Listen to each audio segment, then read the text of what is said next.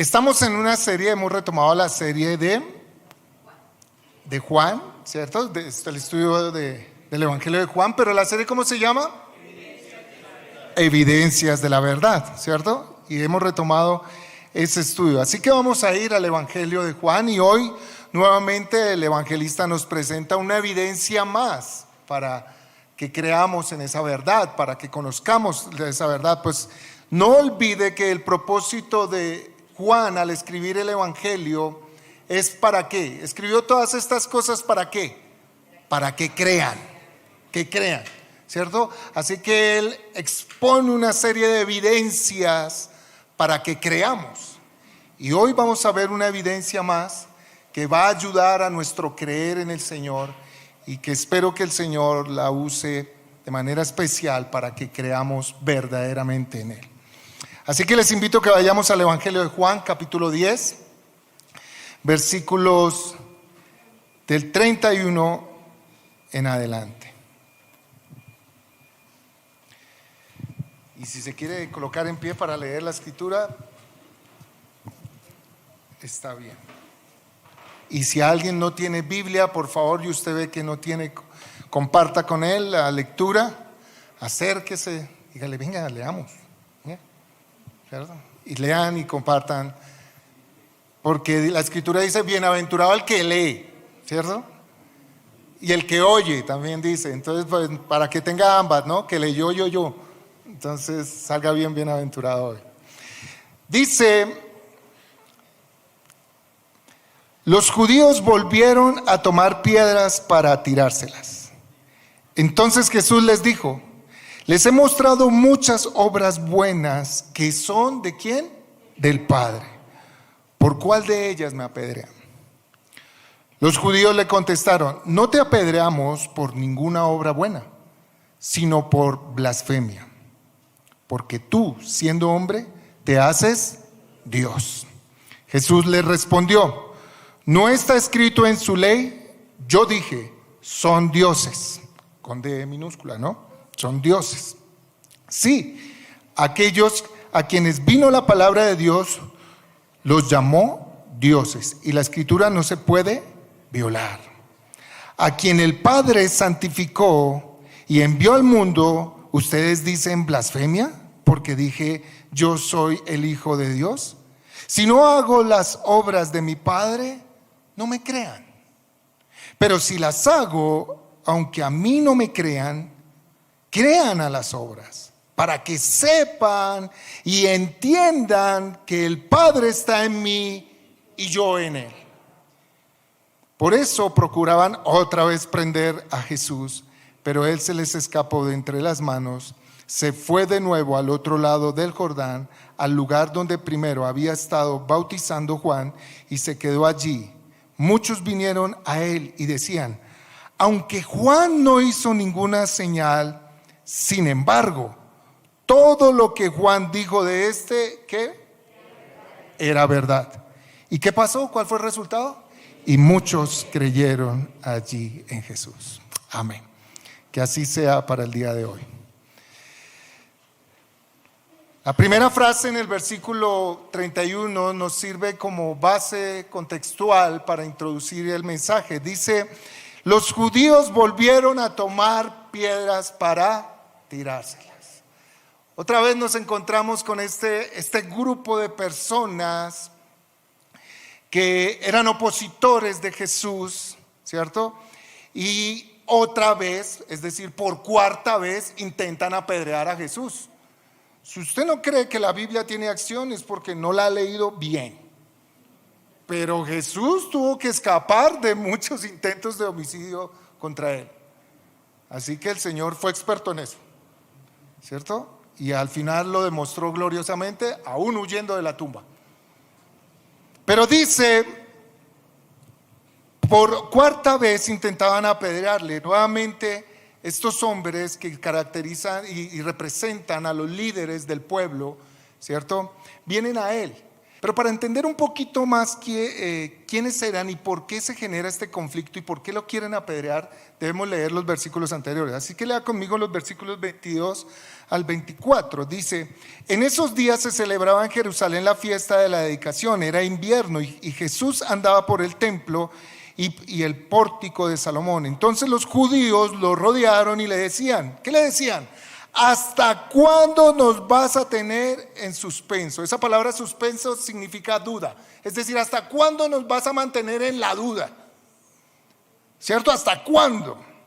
Dice: si tú eres el Cristo, dínoslo claramente.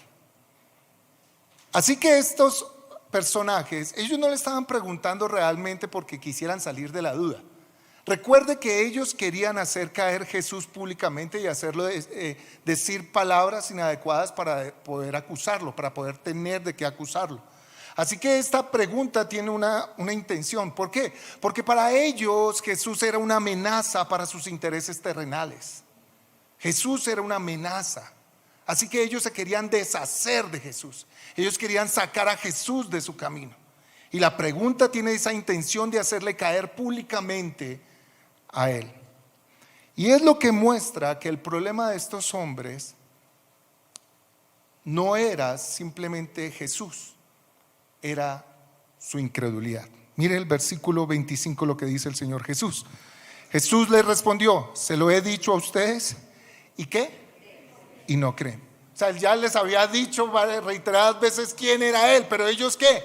No creían. Así que el problema que había en estos hombres era de incredulidad.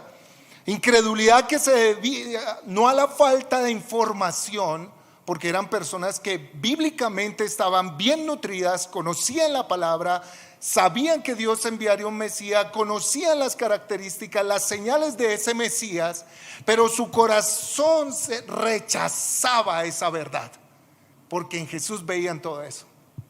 La incredulidad los llevaba a rechazar esa verdad. Por lo tanto, permanecían en esa incredulidad, en esa ceguera espiritual. Porque cuando veían todas las señales y obras y evidencias, se resistían a aceptarla. ¿Por qué también se resistían? Porque tenían más amor por las cosas terrenales y más interés por las cosas de este mundo. Y eso lo alimentaba la incredulidad. A manera de introducción, hermanos, en la actualidad la iglesia pasa por un momento donde está más informada que en ningún otro tiempo. Es increíble, pero ya cuando los pastores tenemos consejería, ya sabemos que vienen informados con algo de Jesús, de algo de la Biblia. Saben de Jesús, conocen de Jesús, han escuchado de Jesús, han estudiado a Jesús, han leído a Jesús. Los más intelectuales han leído la Biblia, saben la Biblia, la conocen, saben lo que dice, saben quién es Jesús. Muchos lo admiran, muchos lo respetan. Y la iglesia hoy está más informada de Jesús, pero tristemente vive una seria decadencia espiritual debido a su incredulidad. La iglesia está más nutrida de la Biblia que nunca, pero está muy débil en el conocimiento real, personal e íntimo de Jesús. Separe un momento su conocimiento de Jesús y compárelo con la relación que tiene con Jesús. ¿Cuál pesa más? La iglesia está más bendecida, pero más apartada del Señor. Más bendecida por la gracia y misericordia de Dios, pero toman las bendiciones y se apartan más del Señor. La iglesia está más cómoda que nunca, no tiene persecución. ¿A cuántos los están persiguiendo para matarlos? Por creer en Jesús. Usted ya puede venir a la iglesia tranquilo, usted ya puede decir, es más, decir que es cristiano, eso es play y está de moda. Está más cómoda, pero es menos sacrificada. Está más entretenida, pero está menos comprometida. Está menos obediente al Señor y está menos consagrada al Señor. Increíblemente, la incredulidad no solo está sacando a la iglesia del templo, sino que la incredulidad está sacando a Jesús de sus vidas, como lo querían estos hombres, sacarlo. ¿Cómo está? ¿Cómo estás en tu relación, en tu fe, en tu vida espiritual con el Señor? ¿Cómo estás? ¿Estás bendecido, pero estás más alejado? ¿Estás más cómodo y menos comprometido? ¿Menos sacrificios? ¿Cómo estás? ¿Estás más cuidado? ¿Ves el cuidado de Dios? ¿Y estás más entregado a la pereza? ¿Te has relajado? ¿Estás más relajado y menos adorador eres al Señor? Dice el Señor Jesús, por esto en la Escritura nos enseña, y en este texto el Señor Jesús apela para salir de ese problema a que miremos sus obras como evidencia de quién es Él, para así ser rescatados de este mal silencioso, porque es un mal silencioso. Uno no se da cuenta, pero entran mensajes y los va aceptando uno poco a poco. Eso no hay problema, yo ya soy salvo. Vos siempre es salvo. Yo para qué voy a la iglesia, el Señor ya me salvó. ¿Cierto? Mensajes así sutiles. ¿Para qué leo la Biblia? Ya conozco al Señor. ¿Cierto? Pero el Señor apela a las obras para que conozcamos, seamos rescatados de este mal silencioso que busca, escucha hermanos, busca sacar a Jesús de tu vida. Si es que ya lo conociste, busca sacar a Jesús de tu vida, es decir, busca alejarte de Él para que Él no esté presente en tu vivir. Y si no lo has conocido, para impedirte que lo conozcas y vivas con Él. Eso hace la incredulidad. Así que Él apela a las obras. Es increíble, pero en este texto Él apela para las soluciones a las obras. Y es un desafío. ¿Por qué a sus obras? Primero, porque sus obras afirman quién es Él. Sus obras afirman quién es Él. Mira el versículo 32 y 33. Entonces Jesús les dijo, les he mostrado muchas obras. ¿De qué calidad? Buenas. Muchas obras buenas que son ¿de quién? Del Padre. ¿Por cuál de ellas me apedrean? Los judíos le contestaron, no te apedreamos por ninguna obra buena, sino por blasfemia, porque tú siendo hombre dices que eres Dios.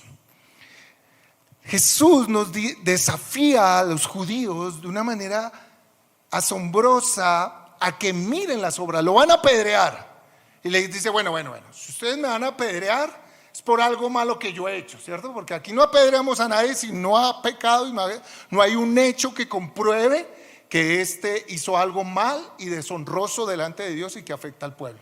¿Por cuál de mis obras me apedrean? Así que Él les enfrenta el desafío de analizar sus obras.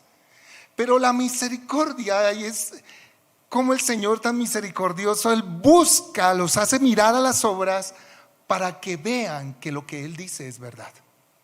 Porque no están creyendo a sus palabras. No están creyendo, están informados y oyen lo que Jesús predica, pero no creen. Entonces le dice, miremos las obras. ¿Por cuál me van a apedrear? Sus obras afirman quién es Él. ¿Por qué? Porque Él dice ahí mismo, les he mostrado muchas obras buenas. La palabra obras en el griego viene del griego ergón, un sustantivo que significa acción, trabajo, actividades, tareas. Así que Jesús, cuando les dice miren mis obras, no les está diciendo miren solamente mis milagros y mis señales. Mis obras, mis acciones, mis labores, mis tareas, lo que he hecho, lo que he hablado, lo que he enseñado. ¿Por cuál de todas ellas me acusan? Así que cuando Jesús realmente nos invita a ver sus obras, no nos está invitando a ver solamente los milagros y señales que hace, nos invita a ver toda su vida, porque toda su vida está llena de obras. Ahora, esas obras tienen una cualidad que son ¿cómo? ¿Cómo es? buenas. Viene del término kalos, no Carlos, kalos, como un niño diciendo Carlos, kalos. Adjetivo que denota todo lo positivo, lo bueno, correcto, propio, conveniente, lo mejor, honrado, lo honesto, lo hermoso, lo preciso. ¿Qué está diciendo ahí el Señor? Yo he hecho muchas obras buenas. Todo lo que he hecho es hermoso, es perfecto, es bueno, es honrado, es preciso, es valioso, es importante, es sano. No hay defecto en todo lo que he hecho. Increíble. ¿Quién se atreve a decir eso de nosotros? Sino que nuestras esposas hablen de nuestras buenas obras. Y mi esposa irá 50 y 50. Pero él, todas sus obras son buenas, perfectas, hermosas, precisas.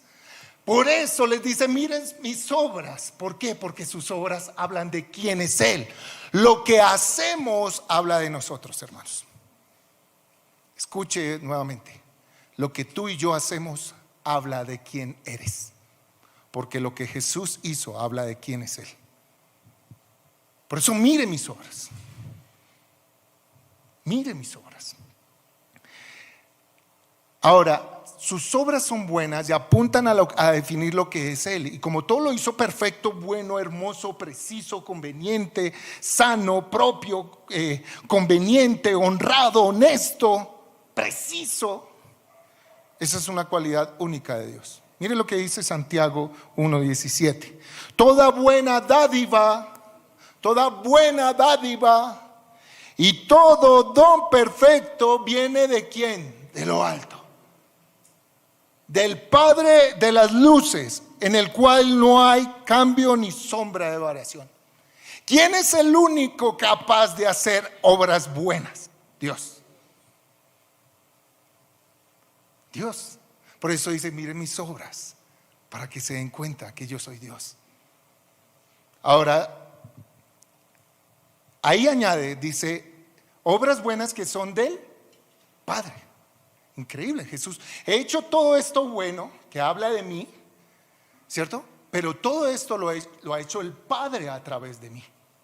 Todas esas obras son del Padre a través de mí, para que entiendan que el Padre está en mí y yo en Él.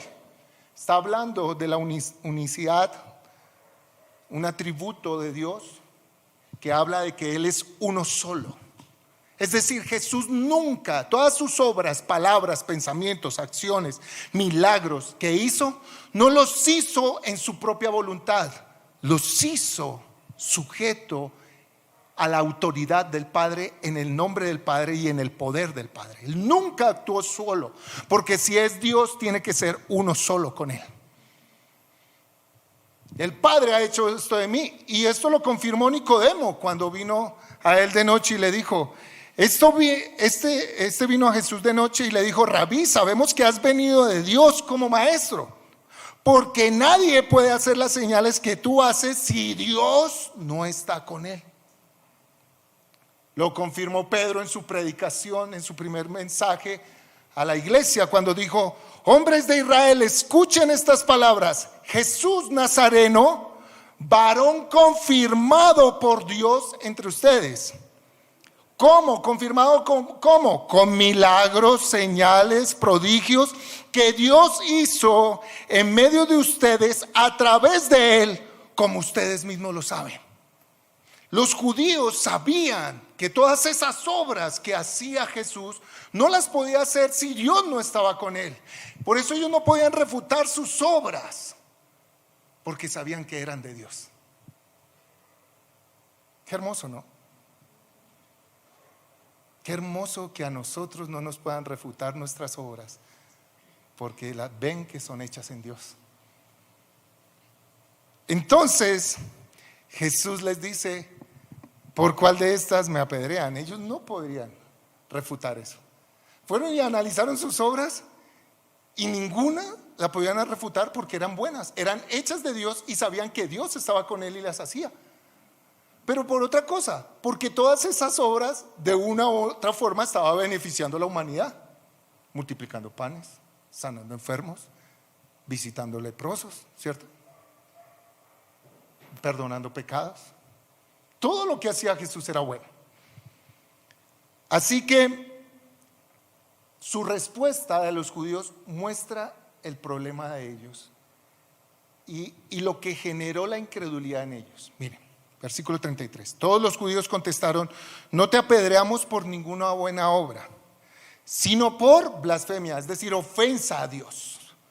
Porque tú, siendo ¿qué? Hombre, te haces ¿qué? Dios. Y ahí está el problema de la incredulidad. La incredulidad no permite que tú veas a Jesús como Él es Dios, sino que tú lo ves como un hombre más. La incredulidad hace ver a Jesús como hombre, como un hombre orgulloso, como un hombre pretencioso que se dice ser Dios,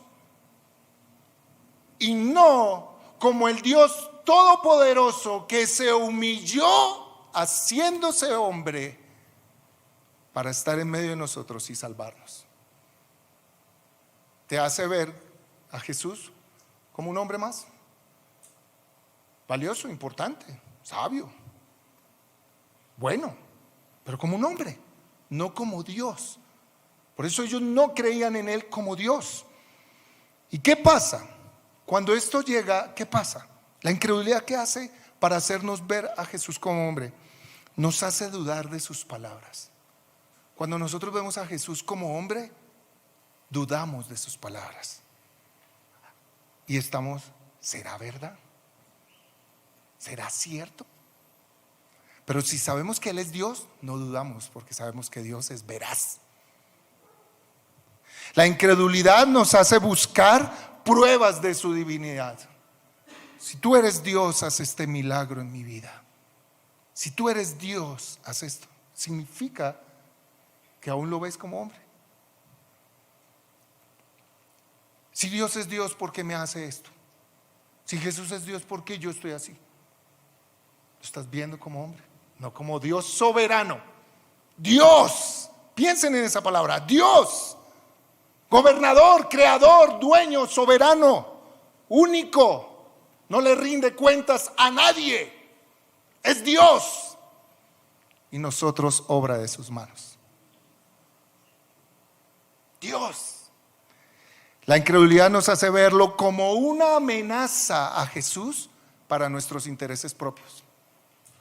Uy, es que si yo le digo esto al Señor, yo sé que Él no me va a dejar. A Él no le agrada. Aún lo ves como un hombre que es tropiezo para tu vida, no como Dios. Porque si lo vieras como Dios, sabrías que todo lo que Dios hace, dice, es bueno. Así me digan no, eso es bueno. Si te digan no, es bueno. Porque en Él no hay maldad ni sombra de maldad. Toda buena dádiva viene de Dios. La incredulidad me hace desear, querer sacar a Jesús de mi vida.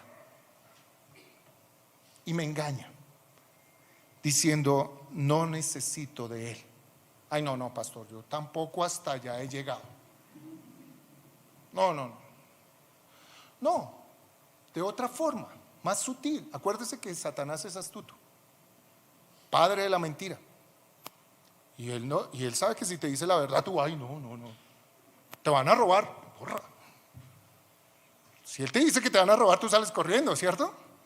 Si él te dice vas a pecar, tú sales corriendo. Pero él te engaña y nos dice, no necesito de aquellos medios que me conectan con Jesús. Yo ya no necesito orar porque Dios conoce mi corazón. Sí, que es incrédulo,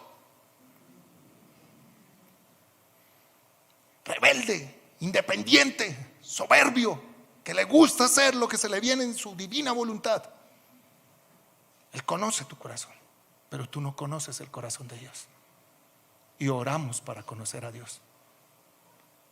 Ay, yo no necesito ir a la iglesia, yo ya soy su iglesia, hago parte del cuerpo universal de Jesucristo. La iglesia ya se globalizó y estamos en la virtualidad y somos una iglesia global. Yo no necesito congregarme. Y entonces, ¿dónde van a saber y a conocer tus frutos?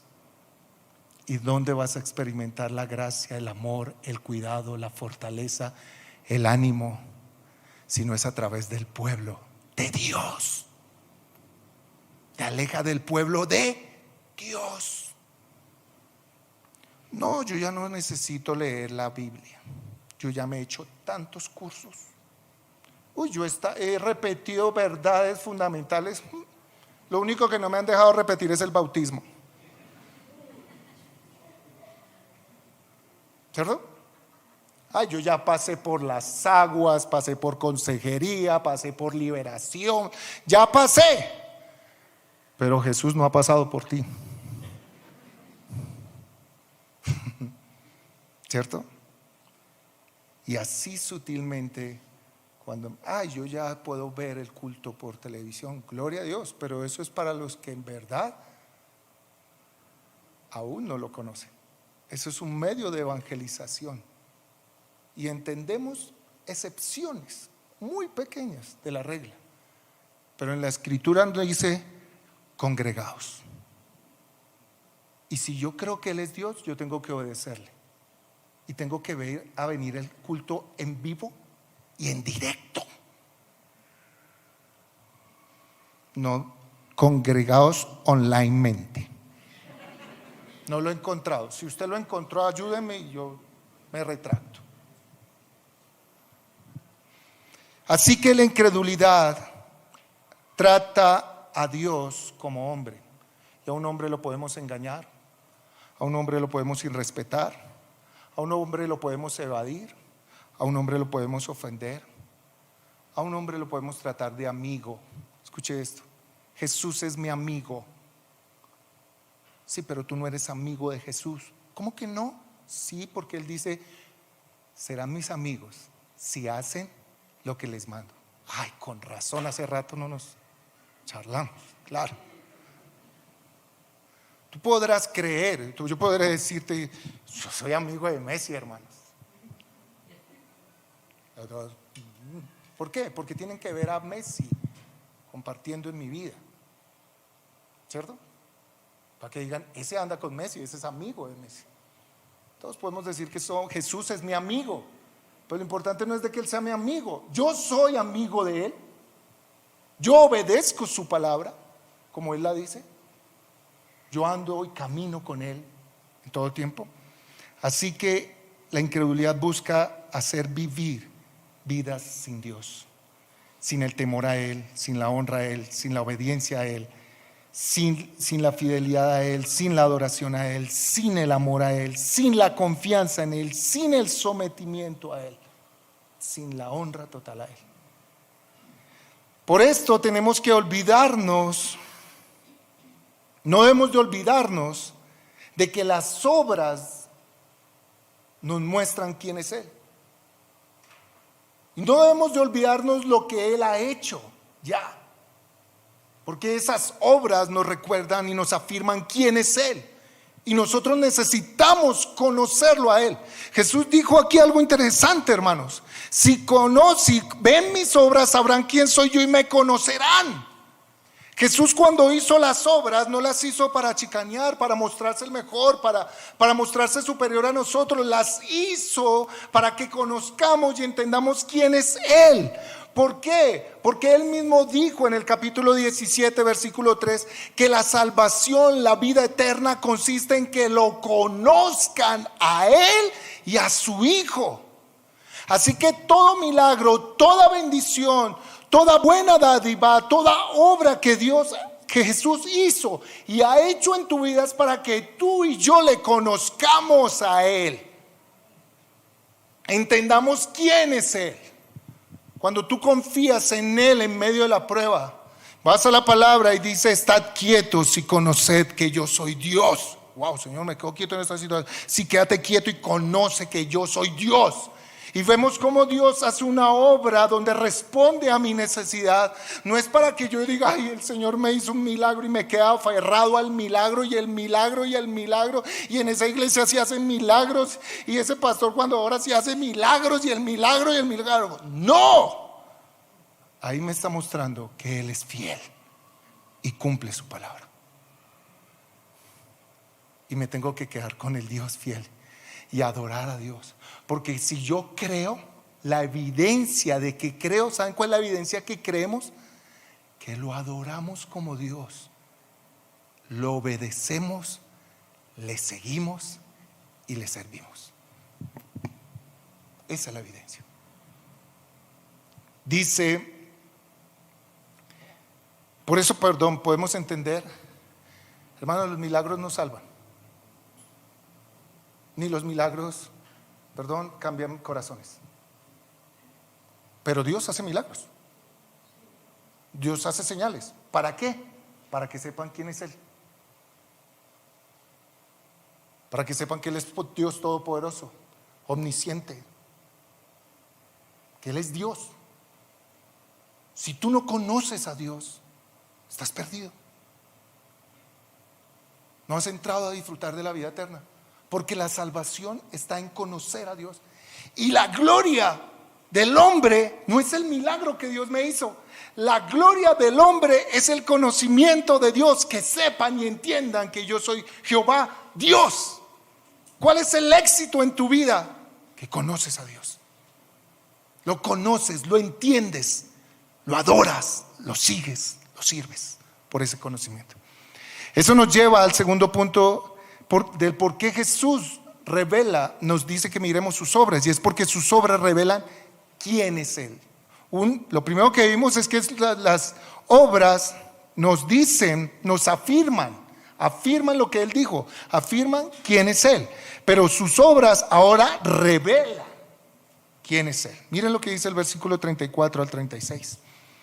Jesús le respondió, ¿no está escrito en su ley? Yo dije, son dioses. Si aquellos a quienes vino la palabra de Dios, escuchen bien, los llama dioses, y la escritura no se puede violar, a quien el Padre santificó y envió al mundo, ustedes dicen que digo blasfemia, que ofendo a Dios, porque dije yo soy hijo de Dios. Y aquí el Señor hace una argumentación frente a la palabra Dios. Hermanos, piense un momento para usted, ¿qué significa Dios? Medítelo, piense. Saque toda la información que tiene allá en su corazón y en su mente. ¿Qué es Dios para usted?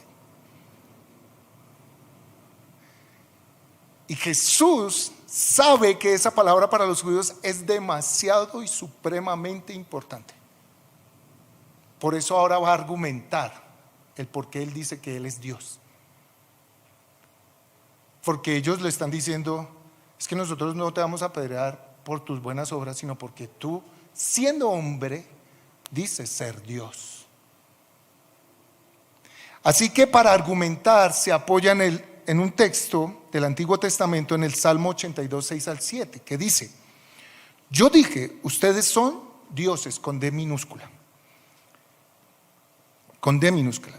Todos son hijos del Altísimo. Sin embargo, como hombres morirán y caerán como cualquiera de los príncipes. Dios reprendió en este texto, Dios reprendió a los jueces injustos de Israel, llamándolo dioses con D minúscula. Los reprendió, ustedes son dioses para ellos. Y los reprendió a los jueces, eran aquellos que había venido la palabra de Dios en algún momento y estaban colocados para instruir al pueblo en la palabra de Dios y enseñarle el camino recto y santo delante de Dios. Pero estos eran jueces injustos. ¿Ustedes han leído el libro de los jueces? Ok, por allá vamos. Entonces, a ellos Dios, a esos hombres, a esos jueces llamó dioses con D minúscula. Así que el argumento de Jesús que Él expone dice de la siguiente manera: si ustedes aceptan que la escritura, y cogió la escritura, algo que ellos es muy celoso para ellos y que no se podía violar.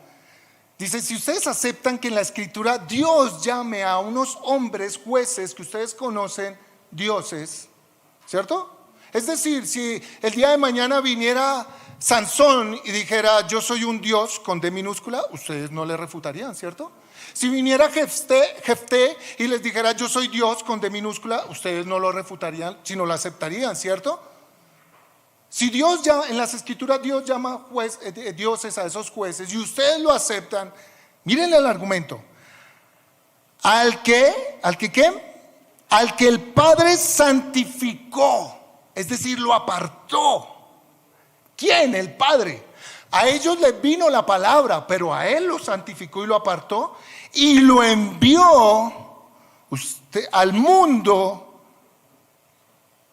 Ustedes dicen que yo estoy ofendiendo a Dios porque yo digo soy el Hijo de Dios. Si a mí el Padre me apartó, a mí el Padre me santificó, y porque les digo soy hijo de Dios, ¿no me aceptan? Hermanos, la incredulidad hace que si en algún momento tú has visto que Dios es Dios, sutilmente tú empieces a bajar el concepto de Dios y a verlo como un hombre normal. Y nosotros tendemos más a valorar el concepto del hombre, las palabras del hombre, el crédito del hombre, que el concepto, la palabra y el reconocimiento de Dios. Por eso, para algunos tienen dioses, porque si Dios no es su Dios, si Dios es su Dios, Él debe ser el único Dios en nuestras vidas, el único. No, porque no hay otro. Pero cuando Dios no es mi Dios, hay otros dioses con D minúscula en mi vida que te dicen yo soy tu solución. O hay otras cosas que se ponen como dioses en mi vida que te dicen yo soy tu Dios que te puedo responder y te puedo dar la solución. Entonces para ti la solución es el banco, la solución es una persona. Ay, la solución es cambiar de matrimonio. Otra persona. A veces tus dioses son tus amigos, porque a ellos obedeces más que a Dios. A veces tus dioses es tu familia, porque a ellos honras más que a Dios. A veces los predicadores se vuelven dioses,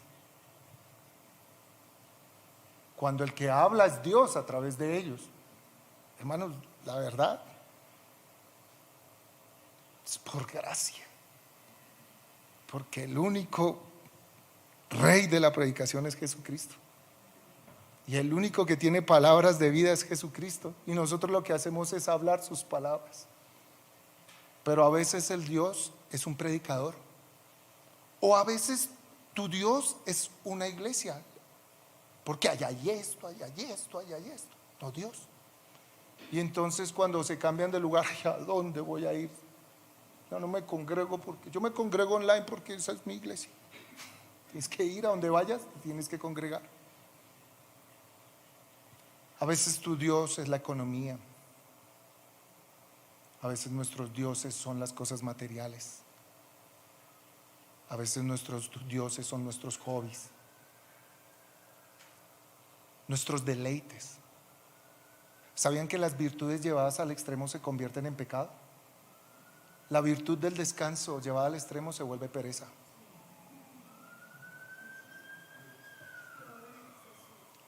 La virtud de la comodidad llevada al extremo se vuelve ociosidad, negligencia. La virtud de ser muy profesional, es decir, que lo que haces lo haces con excelencia, llevada al extremo se te puede convertir en arrogancia, en soberbia, en orgullo, en vanidad. Todo eso hace la incredulidad. Por eso Jesús, la solución que nos plantea bien en los versículos 37 y 38, Si no hago las obras de mi Padre, no me crean. Está bien, miren mis obras. Pero si ustedes se dan cuenta que yo no hago las obras de mi Padre, no me crean. Está bien. Pero si las hago, aunque a mí no me crean por lo que digo, crean a las obras, para que sepan y entiendan que el Padre está en mí y yo en Él. ¿Sabe qué está diciendo Jesús? Que las obras que Él ha hecho tienen la capacidad de darnos el verdadero conocimiento de Dios, el verdadero entendimiento de Dios, para que lo lleguemos a conocer. Por lo tanto, nosotros tenemos que ver las obras de Jesús. ¿Y en dónde las vemos? En la palabra. Por eso Él nos dejó esta palabra. Por eso se tomó la tarea de inspirar hombres a escribir. Inspiró a un pescador a escribir. Inspiró a un publicano a escribir. Inspiró a un agricultor a escribir. Y permanece por siglos de los siglos esta palabra. Porque no era porque ellos fueran los grandes, es porque es la palabra de Dios a través de ellos. ¿Y en dónde vemos sus obras? Aquí, hermanos. Aquí ves las obras, lo que Él enseñó, lo que Él hizo, lo que Él dejó de hacer. Todo lo que Él hizo lo ves acá. De tal manera que cuando yo voy a la palabra de Dios para conocer las obras de Jesús, sus obras me hablan de que Él es Dios y puedo verlo a Él como Dios. Y cuando lo veo a Él como Dios, mi entendimiento se renueva, mi corazón es transformado y ahora yo tengo una actitud diferente hacia Él, porque ya no lo veo como un hombre cualquiera, sino como el único Dios verdadero. Y al verlo como el único Dios verdadero, ¿sabe qué entra? Temor de Dios. Y me lleva a decir: toda mi vida la creaste para tu gloria, para la exaltación de tu nombre, para adorarte, para obedecerte, para honrarte y para serte fiel a ti, mi Dios, y para amarte a ti con toda mi mente, con todas mis fuerzas y con toda mi alma. Pero ¿por qué la incredulidad hace el nido y el trabajo que hace en la iglesia? Porque la iglesia no lee su palabra, no mira las obras de Jesús, no va a la Biblia para conocer a Jesús. Yo sé lo que a veces en nuestra carnalidad llegamos: tengo que leer porque si no, ¿sí o no?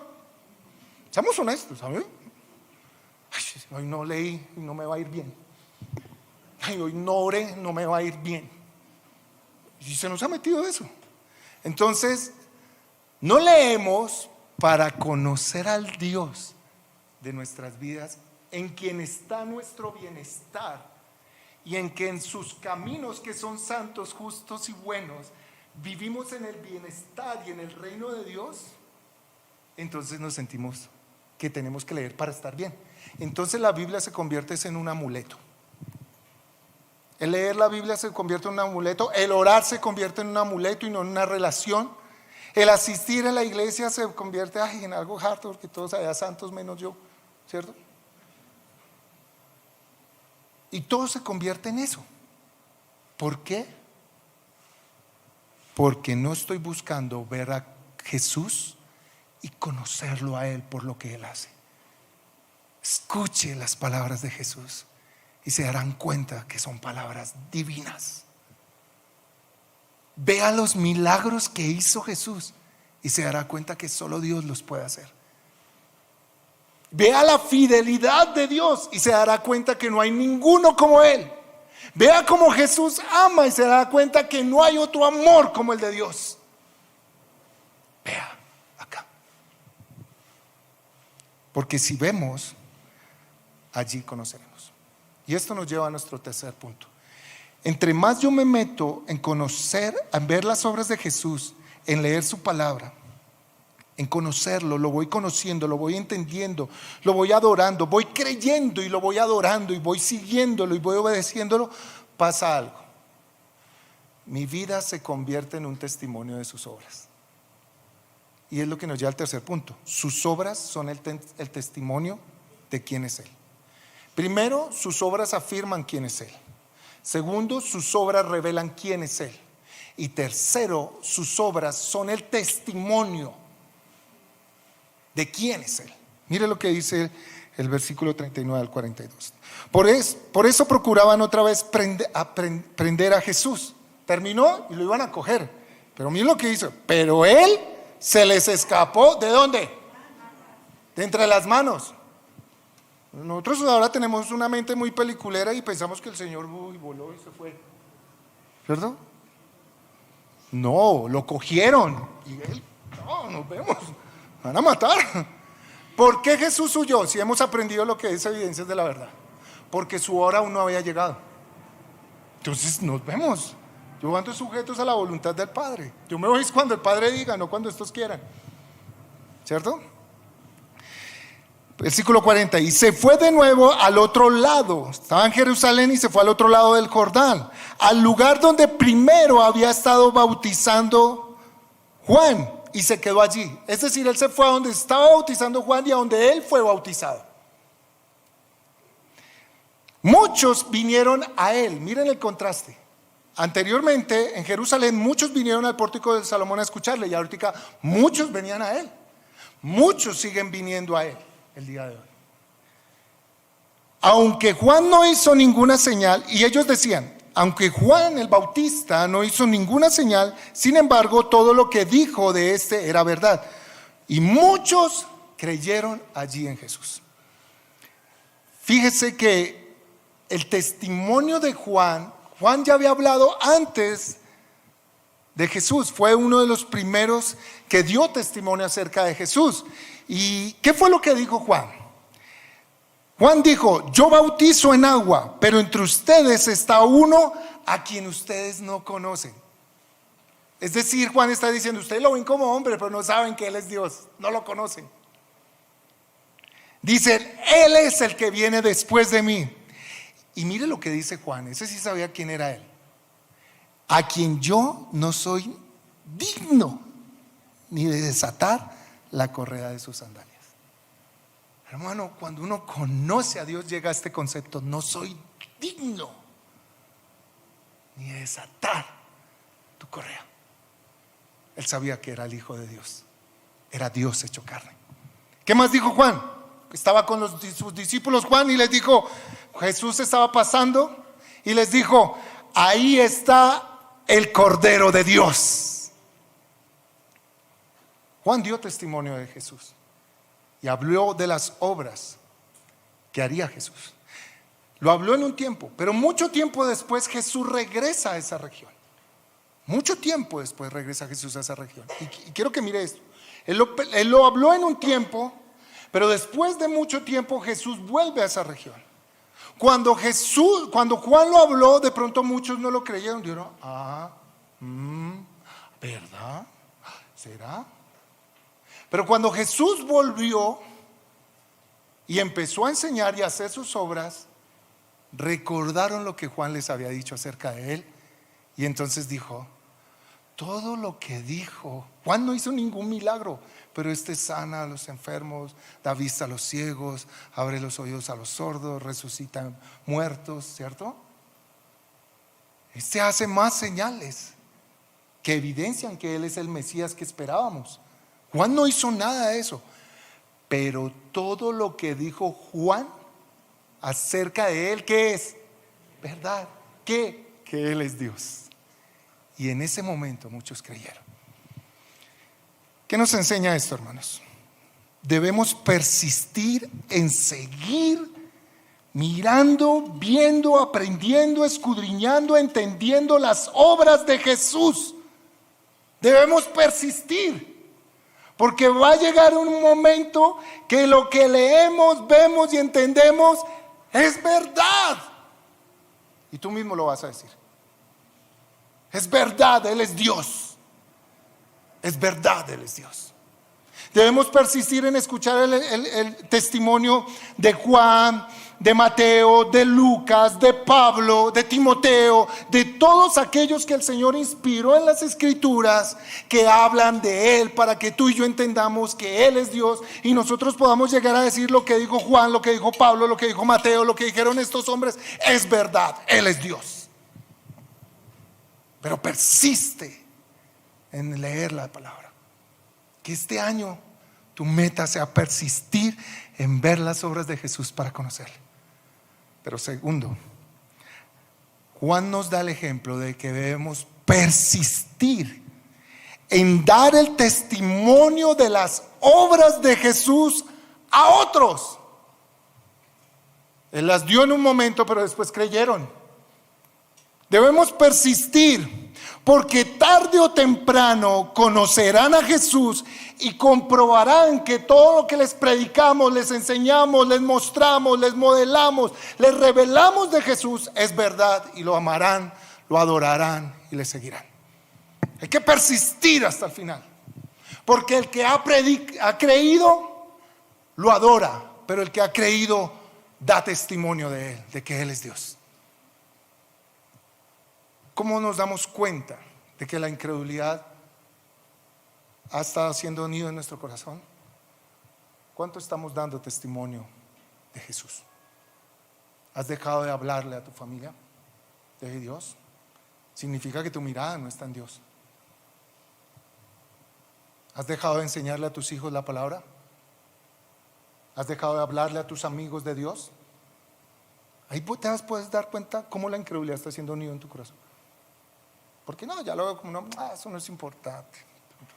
Pronto Él no es el Dios de solución para sus vidas. Como todos saben, el 1 de enero mi papá falleció. Y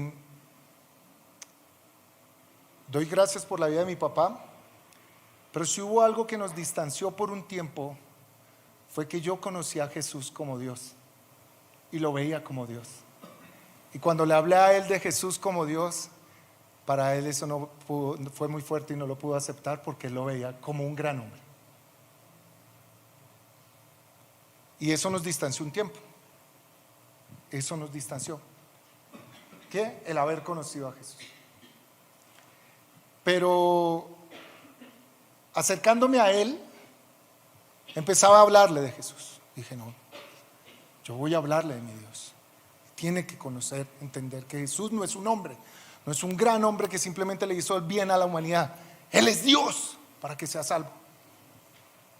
Así que a medida que yo iba conociendo al Señor, entendiendo más sus obras, aprendiendo de Él, estudiando y entendiéndolo, Dios me daba más sabiduría para acercarme a Él. Un hombre intelectual, un hombre letrado, un hombre con mucho argumento en su vida. Pero Dios me daba sabiduría para hablarle. Al momento que le hablaba quién era Dios y le mostraba las evidencias de que Él era Dios y que debía creer en Él no solamente como un hombre sino como Dios, y llegaba el momento en que ya sus argumentos, la palabra de Dios los derribaba, y quedaba, lo único que le quedaba era creo. Lo único que le faltaba decir era creo. Pero se resistía. ¿Por qué? Porque eso le derribaba todo lo que él creía, y a veces eso no es fácil. ¿Y sabe cómo decía? No más. Ya, no más. Yo creo en Dios a mi manera. Chao, no más. Años. Cada oportunidad que tenía, persistía. Oraba y le pedía a Dios, voy a la casa de mi padre, ayúdame a hablar de ti. Cuando me dieron la noticia por su enfermedad de que por su diálisis ya lo iban a desconectar y entraba a cuidados paliativos, esa fue una noticia que quebró mi corazón y me hizo llegar a los pies de Cristo y clamar como nunca antes había clamado por la salvación de alguien. Lo había hecho, había orado muchas veces por él, pero al estar al borde, clamé, gemí, rogué, imploré. Sé que no lo merece, sé que Él te rechazó muchas veces, pero ten misericordia y ten piedad. al punto que me llama mi hermana y me dice: Carlos, yo creo que tienes que venir, porque mi papá entró en unas cosas que empezó ahora a pedirle a Dios. Y empezó a decirle a Dios, a pelear, está como peleando con Dios. Dios, ¿por qué no te acuerdas de mí? ¿Hasta cuándo me vas a dejar así? Y empezó en eso. Y yo de una me fui. Me la pasaba, gloria a Dios. Cuando Dios programa sus vacaciones, entienda también que es un tiempo de Dios y que es un tiempo para Dios. Y a veces yo pensaba que era para pasear. No, era para eso. Y cuando estaba allá, claro, yo llegué. Y me dijo, yo le dije, bueno, ok, yo voy más seguido. Y fui a hablar con él. Cuando lo encontré allá, estaba molesto, furioso. Ya su mente no andaba en la realidad. Pero respondía, tenía en mi corazón la palabra: el que cree en el Señor Jesucristo será salvo. Y el que lo confiesa con su boca será salvo. Pero ¿cómo creerán si nunca nadie les habló? ¿Y cómo irán si no hay quien les predique? Eso la tenía ahí el Señor así con esa. Listo, Señor, voy a ir a predicar. Y fui, le prediqué: papá, Dios te ama. Y le prediqué el evangelio y le prediqué a Jesucristo, aquel que tú has visto simplemente como un hombre. Él es Dios, papá. Cree en Él. Arrepiéntete de tus pecados y reconcíliate con Dios. Y me decía, oramos ese día. Él se reconcilió ese día con Dios. Yo creo en ti, Jesús, como Dios. Perdóname. Y le entregó su vida. Para mí ese momento fue como, ay sí, yo no sé, pero yo no la creía. Yo, Señor, tanto tiempo y hasta aquí a las últimas. Y llegó y ¿cómo sé que él se reconcilió con el Señor? Al rato, en la tarde, eso fue en la mañana, en la tarde, lo encontré así mirando para el infinito. Entonces ya su mente no estaba en la realidad y estaba allá con los ojos abiertos, con un rostro de alegría, llorando. Ay, yo dije, ay, ¿qué estará pensando mi papá? Papá, ¿qué estás pensando? No, estoy aquí hablando con Dios. ¿Hablando? Sí. Habla, papá. Habla todo lo que no has hablado con Él. Habla, papá. El último día en la clínica volvió el Señor a guiarme a orar por Él. Y le dije, entrégate ya, papá. Eso fue el primero. Yo estaba ya a las 6 de la mañana. Y Él se entregó. Nuevamente le entregó ya su vida. Yo ya sabía que mi papá ya se iba a ir. Le dije, entrégate, papá, ya suéltate en las manos de Dios. Si es el tiempo, entrégate. Ve con el Señor. Entrégate. Y yo empecé a orar a Él. Y Él me extendió su mano. Y me decía, y le guié a orar. Y Él se entregó a Dios. Yo estuve hasta la 1:30 y a las 3:30 de la tarde Él falleció. Cuando yo me despedí, yo sabía que no iba a volver a ver a mi papá. De pronto no lo volví a ver. Pero tenía la paz en mi corazón y la confianza, escuchen, no en la oración de mi papá, la confianza en la misericordia inescrutable, inmensa, que Dios tiene por cada uno de nosotros. ¿Por qué cuento esto? Crea en Jesús hoy. No espere hasta estar a ese momento como lo estuvo mi padre. No espere cuando ya no hay mente, cuando ya ni puede hablar, cuando ya ni puede decir. Crea en Él y reconcíliese con Él ahora y disfrute desde ahora de las buenas obras de Dios en su vida. No espere hasta ese último momento, porque no es garantía.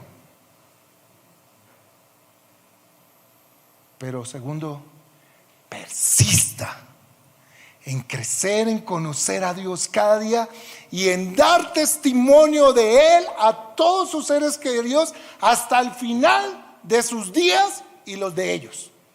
Hasta el final, hasta el último momento, predique. Hasta el último momento, hábleles del Señor. Persista en creer en sus obras y verá que la vida será distinta.